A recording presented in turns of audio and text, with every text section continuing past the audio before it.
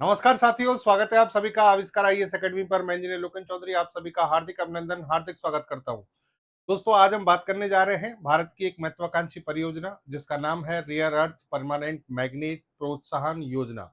यानी भारत के द्वारा आरईपीएम जो प्रोजेक्ट चलाया गया है, जिसके तहत भारत में परमानेंट मैग्नेट्स को बनाया जाएगा और व्यापक स्तर पर इनका निर्माण, इनका अनुसंधान एवं विकास कार्यक्रम इस तरीके से डिजाइन किया जा रहा है कि हम विदेशी आयात पर पूरी जो हमारी निर्भरता थी उसको खत्म करना चाहते हैं। और इसके लिए मार्च 2026 में कुछ डिसीजन लिए गए थे, जिसमें हमने एक सेशन भी किया था कि भारत सरकार ने 6000 मीट्रिक टन पर एनम डेवलपमेंट का एक टारगेट रखा है। और अब भारत सरकार ने इसमें एक बड़ा कदम उठाते हुए इसके लिए भारी भरकम इन्वेस्टमेंट किया है। 7,280 करोड़ रुपए का एक इन्वेस्टमेंट किया गया और इसके लिए एक प्री बिड जो सबमिट है या कॉन्फ्रेंस है वो आयोजित की गई। यानी एक तरीके से हम कह सकते हैं कि नीलामी, जो कंपनियों को आमंत्रित किया गया नीलामी के लिए, जो कंपनी इसमें पार्टिसिपेट करना चाहती हैं, और लगभग 25 प्लस जो कंपनीज हैं उन्होंने इसमें इंटरेस्ट दिखाया है। तो आज के सेशन में हम इसी पर बात करने जा रहे हैं कि ये जो हमारा एक इम्पोर्टेंट प्रोजेक्ट है, इसमें क्या प्रोग्रेस हुई है और भारत में परमानेंट जो मैग्नेट हैं उनके बनने से कौन कौन से सेक्टर्स हैं जिनमें क्रांति आएगी, यानी जिनमें हमारी निर्भरता एक तरीके से खत्म हो जाएगी। और भारत ने जो टारगेट्स रखे हैं उसमें केवल अपनी निर्भरता को ही खत्म करना नहीं है, बल्कि हम वैश्विक स्तर पर जो ये तकनीक है उसमें हम एक कंपटीशन यानी प्रतिस्पर्धा प्रस्तुत करना चाहते हैं। तो आज हम इसका तकनीकी विश्लेषण करेंगे, सारी चीजों को एक गहराई के साथ में समझेंगे कि वास्तव में ये प्रोजेक्ट हमारे लिए क्या मायने रखता है। तो देखिए, खबर क्या है। India launches 7,280 crore scheme to build domestic rare earth magnet. यानी भारत में जो रियर अर्थ मैग्नेट है उनके डेवलपमेंट के लिए एक प्रोजेक्ट शुरू किया गया है और इसमें इन्वेस्टमेंट किया गया है 7,280 करोड़। और यही देखिए चीजें जो प्रीविड जो यहाँ पर एक सबमिट हुआ है, कॉन्फ्रेंस हुई है, उसके बारे में यहाँ सभी न्यूज़पेपर्स में इसे प्रमुखता से छापा गया है। इसमें 25 से ज्यादा जो फर्म है उन फर्म की बात हो रही है। देखिए, ये खबर थी हमारी मार्च 2026 की, 20 मार्च 2026, जिसको हमने कवर किया था पहले।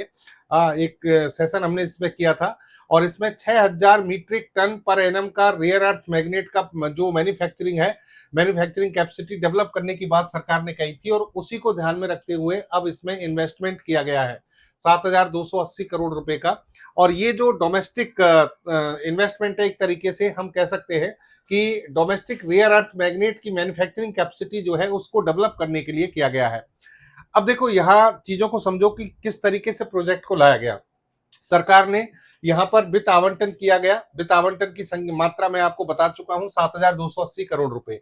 यहाँ पर हमारा टारगेट क्या है? टारगेट है सरकार का 6,000 मीट्रिक टन पर एनम इतना प्रोडक्शन करना रियर अर्थ मैग्नेट का। रियर अर्थ कौन सी? परमानेंट मैग्नेट का, जो कि बहुत ज्यादा मूल्यवान होती हैं, बहुत ज्यादा उपयोगी होती हैं। और इसके लिए सरकार ने ये कहा है कि कम से कम हम इसमें 5 प्रोजेक्ट लगाएंगे और प्रत्येक प्रोजेक्ट की क्षमता 1200 एमटीपीए होगी, यानी मीट्रिक टन पर एनम होगी। जब 5 है तो कितने हो गए? टोटल 6000। ठीक है। और इसके लिए प्रीबिड सम्मेलन किया गया। उसमें प्रीबिड सम्मेलन कब हुआ? 7 अप्रैल 2026 को। कहां पर आयोजित हुआ? नई दिल्ली में। 25 प्लस जो कंपनी है उन्होंने इसमें इंटरेस्ट दिखाया, उन्होंने इसमें अपनी कह सकते हैं एक तरीके से भागीदारी दिखाई कि भाई हम इसमें इंटरेस्टेड है। और देखिए, इन कंपनियों के लिए अपनी जो इनकी जो बोलियां हैं वो जमा कराने की जो अंतिम तिथि है वो 28 मई 2026 रखी गई है।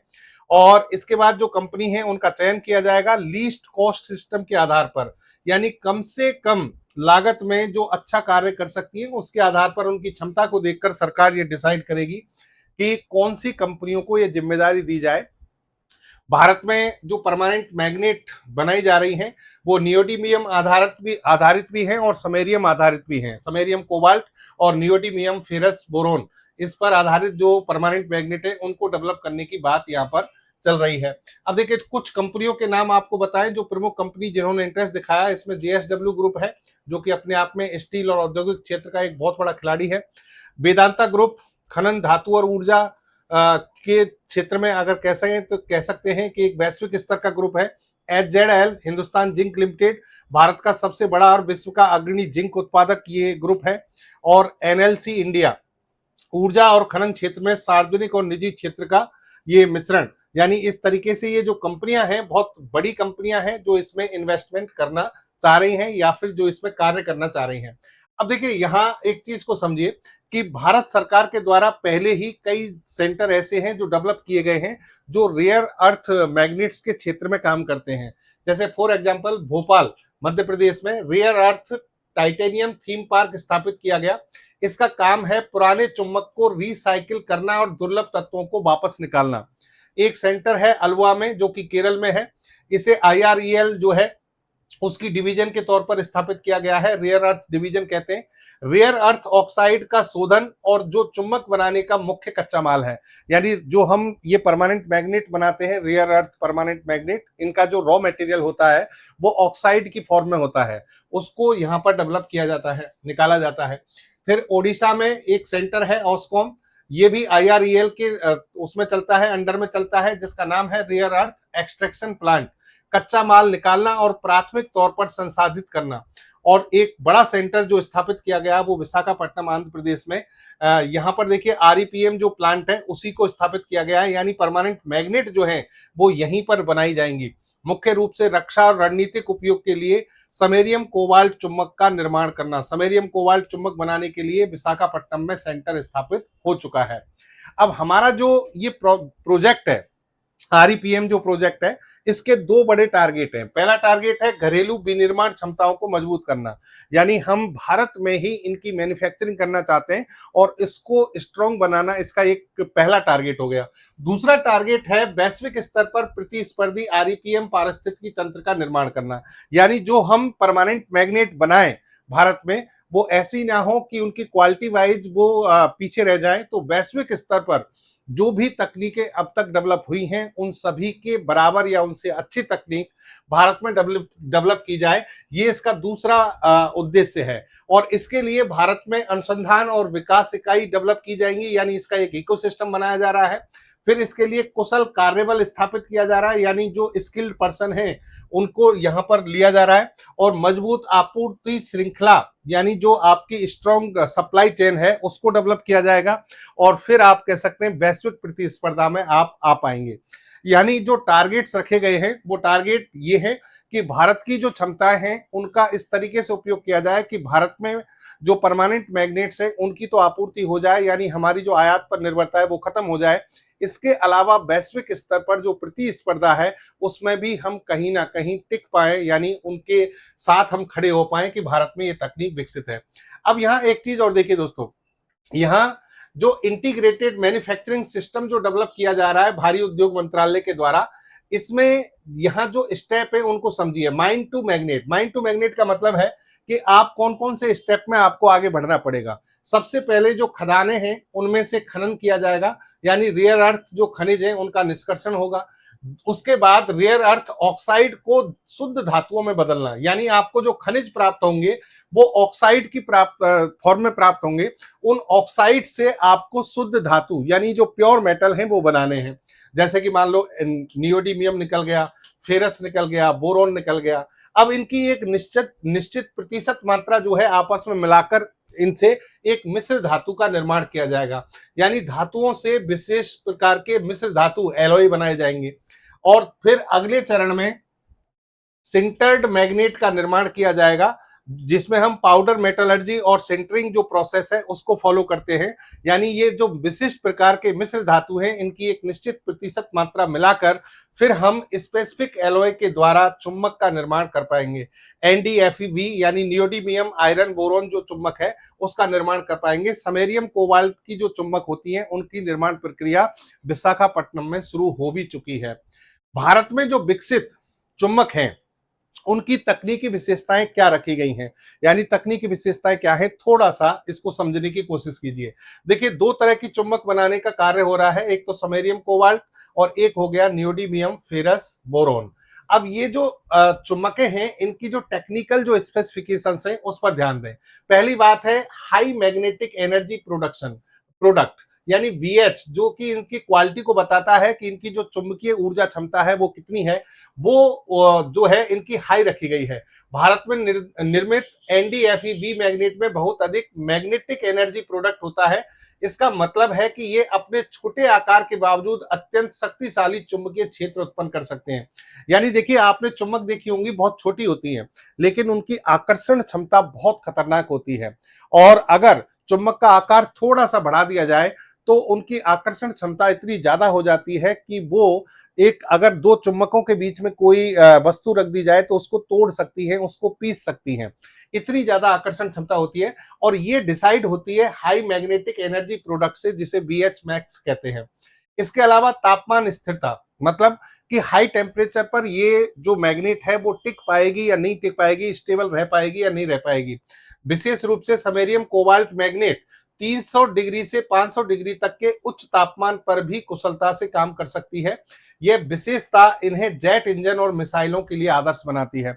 जेट इंजन और मिसाइल का जब उपयोग किया जाता है तो ऑब्वियस सी बात है कि वहां पर जो इंजन होते हैं वो बहुत कह सकते हैं कि उनकी जो किलो न्यूटन जो थ्रस्ट होता है वो बहुत ज्यादा होता है, तो वहां टेम्परेचर भी बहुत ज्यादा जनरेट होता है। और टेम्परेचर जनरेट होता है तो वहां ऐसी मैग्नेट चाहिए जो 300 से 500 डिग्री के टेम्परेचर को सहन कर सकें, तो ये क्वालिटी भी इनमें है। फिर आ जाइए आप इसमें उच्च हाई कोरेसिविटी। हाई कोरेसिविटी का मतलब है इन चुंबकों में विचुंबकीकरण डीमैग्नेटाइजेशन के प्रति जबरदस्त प्रतिरोध होता है। यानी बाहरी चुंबकीय क्षेत्र या विपरीत परिस्थितियों में भी ये अपना चुंबकत्व आसानी से नहीं खोती हैं। सामान्यतः मैग्नेट्स में क्या होता है कि जो बाहरी चुंबकीय क्षेत्र होते हैं उनके प्रभाव में आकर उनका जो मैग्नेटिज्म का जो गुण है वो गायब हो जाता है, लेकिन यहाँ ये प्रतिरोधकता दिखाती है और अपने चुंबकत्व के गुण को नहीं खोती है। और सिंटर्ड संरचना का मतलब है भारतीय तकनीक, जो सिंटरिंग प्रक्रिया यानी जिसे हम पाउडर धातु विज्ञान कहते हैं, उससे इसकी शक्ति बढ़ जाती है।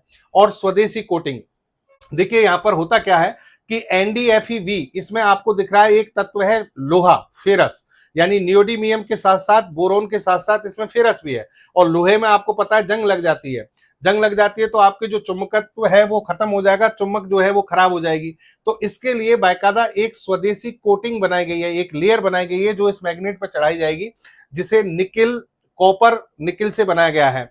यानी निकिल कॉपर निकिल जो है उसे एपॉक्सी कोटिंग कहते हैं, वो कोटिंग इस पर चढ़ाई जाएगी ताकि चुंबक की लाइफ लंबे समय तक रहे और ये खराब ना हो।